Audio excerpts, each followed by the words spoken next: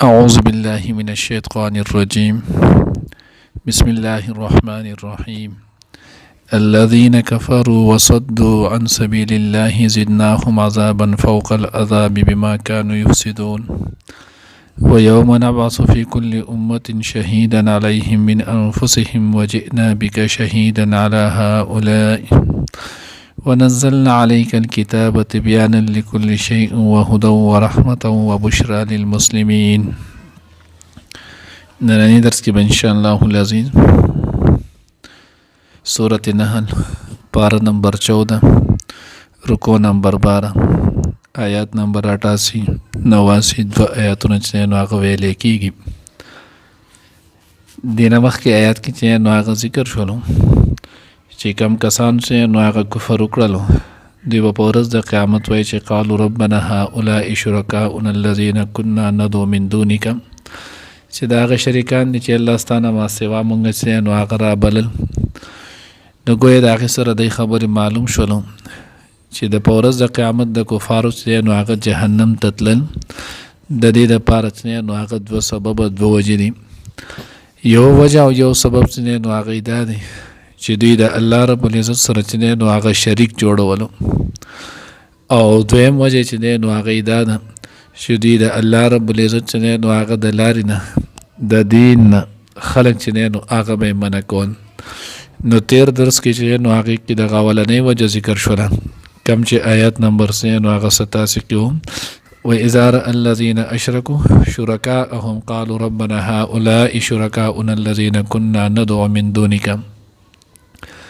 او په دې ننني درس دی آیات کې چې نو الله پاک د هغوی د جهنم د تلو دویمه وجه چې نو هغه ذکر کوي. الذین کفروا وصدوا عن سبیل الله، هغه کسان چې هغه کفر یې کړی دی او د الله د لارې نه خلک چې نو هغه منع کول. زدناهم عذابا فوق العذاب بما كانوا يفسدون. الله وی مونږ به دوی له چې نو هغه عذاب ورکو د پاسه د عذاب دوچن عذاب چې نو هغه به مونږ دوی له ورکو. اوس د دغه دوچن عذاب چې نو هغه ذکر کیږي. دوچن به څنګه وي؟ نو د دوی دغه عذاب به لمحه چې نو هغه به سیوا کیږي لکه څنګه چې دغه نه مخکې تیر شولو. الله وی وَإِذَا رَأَى الَّذِينَ ظَلَمُوا الْعَذَابَ فَلَا يُخَفَّفُ عَنْهُمْ وَلَا هُمْ يُنظَرُونَ، چې د دوی د عذاب به د دوی نه کم شي او نه به دوی ته په دې کې چې نو هغه مهلت ورکړی شي. العیاذ بالله. نو جهنم عذاب دا به لمحه سیوا کیږي. دویم دوی به چې نو الله لارې نه خلک منې کول. مسلم شریف چې نو هغه جلد ثانی کتاب الفضائل چې نو هغې روایت نه حضرت ابو ذر رضی الله تعالی عنه چې نو هغه واقعه تقریبا 2-3 صفحې باندې چې نو هغه ذکر ده. د هغې خلاصه او نچوړ چې نو هغه دا دی چې کله ابو ذر رضی الله تعالی عنه وایي چې نو هغه زورالم مدینې مکې مکرمې ته او ما ایمان راوړلو، نو ما تپوس چې نو هغه خلکو نه خو کولی نه شم. هغه وخت کې خلکو و چې چا ایمان راوړو نو که مکې مشرکانو به تعزیت او تکلیف رسولو. نو یې زه رالم تقریبا چې نو هغه 13 ورځې زما په دې طریقه کې تېرې شولې. یو شپه چې نو هغه زه د خانه کعبې د غلاف سره چې نو هغه اوده یم، په هغې کې چې نو هغه څه ښځې رالي چې ورځې به سړو هلتې چې نو طواف کوو، د شپې به چې نو هغه ښځو په برمنډه طواف کوم. نو ښځې طواف کوي او په چغه چې نو هغه نایل او صفا او دغه بوتانو اوازونه کوي، د هغوی نه خپل حاجتونه غواړي. نو د ستړی هم و خفه هم ولو. نو یې ما له قار راایستو، نو ما له چې څه په خوله راتلل ما ورته ووي. نو چې کله ورته ما بدې ردې دا خبرې ډېرې وکړې ومې زغلولې. نو چې دوی وزغلې نو دوی تلې او سپوږمۍ واله چې نو هغه ورځې وي، یعنې 14مه 15مه دقه ورځ وي چې په کمې کې سپوږمۍ. نو یو 2 کسان چې نو هغه د بره نه په ښکته را روان ول، لا کوزېدل او دوی ختل او دوی وی چې ای قریشو څوک شته چې راشي او چې نو هغه د قشان دلته یو کس ته موږ ته دا قسم الفاظ استعمال کړل. نو دوی چې نو هغه ورته یې چې چل دی نو وی چې د خانه کعبې د غلاف سره هلته یو کس ناست دی او موږ ته یې داسې الفاظ وی داسې بدې ردې خبرې راته وکړې چې هغه موږ په خوله باندې هم نشو راویستی. وی دوی چې نو هغه لاړې زما خواله چې رالل نو یو حضور علیه الصلاة والسلام او دویم حضرت ابوبکر صدیق رضی الله تعالی عنه. نو زما نه تپوس وکړو ته څوک یې میلمه؟ ما ورته چې زه جندب ابو ذر چې نو هغه کنیت ولو قبیله غفار سره چې نو هغه تعلق ساتم څنګه نه نو زونګه د قشان دور وخت نه راغلم الله پیغمبر باندې چې نو هغه ایمان راوړم خو ما چې دا غوي د پاره د رسای چې نو هغه ذریعہ نه بهر حال وی ما چې نو هغه د قوه کړلو او بیا چې نو ماته چې خوراک کاکسه د انتظامی نو مې چې دغه د زمزم وبني نور سنشتي ډیر شورز چې نو هغه ما سره خوراک دا نو کړم حضرت ابوبکر صدیق رضی الله تعالی عنہ فرمایي د الله رسول زبر د دوی میل مستیا وکم زه د غزان سره چې نو هغه روان کولم بویت لمه چې لاړو مان چې نو هغه زړې وس کې پرتی وي اغه را لاړې د زما ډیر شور زیبات چې نو اورم باندې خوراکو ایمان می راوړو کلمه می ویله کله چې سحر شو زرالم مکه مشرکان د خانه کعبه سره غیر چاپیره ناس ولو نو یما د دغه کلمې اظهار کو په چت आवाज می ویله هغه په مارا په دو شول داسي وهلم چې ټول یې نه بینې کوم روغ نه کوم هر اندام را لچنو هغه زخمی کړلو نو چې کله د غوشو حضرت عباس رضی الله تعالی عنہ حضور علیه الصلوۃ والسلام تر په مارا پریوتو خلکو نه اخلاص کوم اے خلکو د قبیله غفار سردار دی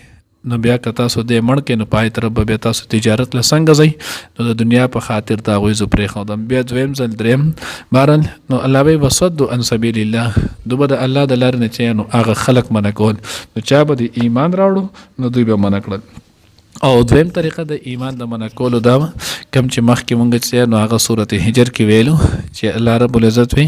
کما انزلنا علی المقتسمین نو مقتسمین الذين جعلوا القرآن عظیم هغه کسان چې هغه مقتسمین دي نو پای کې الته مونږ ویلو چې دا دولس چې نو هغه لارې وی راغلي دي نو په دغه دولس لارو بچي نو هغه مکه مشرکان موسم حج کې ناس ول او چا به په حضور ایمان راوړو نو دوه خلک چې نو هغه د ایمان نه منکول نو په دې طریقې به کولو نو ځکه الله وی بما كانوا يفسدون دی به یو خلق ته الله د لارې نه چې نو منع کول او د دوی لوی فسادو ځکه په مقدس مکه باندې چې نو هغه بيدینی کول د ټول نه لوی فساد نه و یوم نبعث فی کل امه شهیدا علیهم من انفسهم وجئنا بك شهیدا علی هؤلاء دویم الله چې نو هغه په کوم ورځ باندې چې نو هغه مونږ راپورته کو په هر یو امت هر یو ډله کې چې نو هغه یو گواه د دې خلکو چې نو هغه خلاف من انفسهم د دوی د نفسونو نو د شهید نه مراد چې نو هغه دلته د خپل امت د هر امت پیغمبر دی او څنګه مونږ ویلو ترمذی شریف چې نو هغه کې دي چې حضور علیه الصلوۃ والسلام یو پیر حضرت ابی ابن کعب رضی الله تعالی عنہ ته ماته تلاوت وکړه هغه ته الله رسول څنګه قران تاسو باندې نازل شي حضور وینا توګه چې زید نو اورم نو هغه تلاوت کو چې کله دې آیات تر ورسېدو نو یې زما په خواته صحابي ناسو غم زنی زوی دې په دې ورون باندې اوس کونډم چې بس کا نو ما چې وکتل حضور علیه الصلوۃ والسلام په مخ مبارک باندې غټي غټي اوخ کې را روانې وي نو بیا حضور علیه الصلوۃ والسلام وسولې ځکه چې د الله پیغمبر د چا په حق کې چې نو گواہی ورکړه نو هغه خو موظف جنتی شو خو کله چا خلاف د الله پیغمبر گواہی ورکړه چې ماده ته دین رسول او د اعتراض کړو نو منلې نو دغه په هلاکت کې صفات شول او د پیغمبر گواہی چې دی نو هغه مقبولی نو ځکه چې نو هغه خفو نو ځکه وای چې نو هغه نباسو فی کل امت هر امت نه به مونږ چې هغه را پاسو شهیدن گوا علیهم داغوی خلاف من انفسهم داغوی د نفسونو نه وجئنا بک شهیدا علی هؤلاء او الله مونږ به تاسو نو هغه شهید گوا راولو د دې خلکو باندې ونزلنا عليك الكتاب تبيانا لكل شيء الله مونږ چې نو هغه نازل کړی دی تا باندې چې نو هغه کتاب چې پاغي کې وضاحت کون کې د هر یو شی نو سوال دا پیدا کیږي چې په دې کې خود د موټر یا د ټریکټر یا د دې شزونو دنیا د نوی نوی ایجادات د دې ذکر نشته نو جواب دا دی چې دلته مراد چې نو تبيانا لكل شيء د دې مراد چې نو هغه سره د امور اسلام د دین او د شریعت احکامات دي د دنیا متعلق چې نو هغه نه د شریعت مطابق چې کوم مسائل او داري نو بیا د عقیبه سوال دا راځي چې ډېر مسائل خدا سری چې د عقیبه په قرآن کې ذکر نشته لکه مثال په تور کې په مانځه کې چاته موبایل چې نو ټلې رااله موبایل کې چې نو هغه تلاوت کولای شي او کنه شي کولای وغیرہ ذالک دا ډېر شي چې نو هغه مسائل چې په وخت کې نو دا غي جواب داري چې قرآن احادیث دې کې د هرې مسلې چې نو هغه اصول اصل دي او بیا فقهي مسائل چې نو دا غي ټول چې نو هغه وضاحت د جزئیاتو کړي نو ځکه الله وی قرآن کې چې نو هغه ته بیانون کې دي د هر یو شی هدن هدایت د قرآن پاک څنګه شروع کې چې نو سورۃ بقره کې دیر شو چې نو الله رب العزت وی هدل للمتقین چې دا قرآن پاک چې نو هغه هدایت د متقیانو لپاره او رحمت دی و بشرا للمسلمین او زیری دی د مسلمانانو لپاره. نو قرآن خو د هر چا لپاره چې نو هغه زیری دی، مسلمانانو تخصیص د دې لپاره چې اصل د دې نه مسلمانان پیدا لي. الله دې موږ ته صحیح پوهه نصیب کړي. الذين آغا کسان کفرو چې کفر کړي دي وصدوا او خلق منع کوي ان سبیل الله د لارې د الله نه زدناهم نو زیات به مونږ کو د دوی د پاره عذاب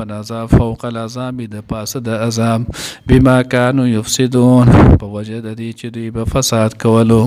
و یوم نبعثو په کوم ورځ چې مونږ راپورته بکو فی کل امه په هر یو امت کې شهیدن یو گواه علیهم پاقوی باندې من انفسهم داقوی د نفسونو نه وجئنا بک او راولو به مونږ تعالی را شهیدن گوا علی هؤلاء په دې خلکو باندې ونزلنا علیک الکتاب او مونږ نازل کړی دی تا باندې کتاب تبیانا وضاحت کوونکی لکل شیء د هر یو څیزو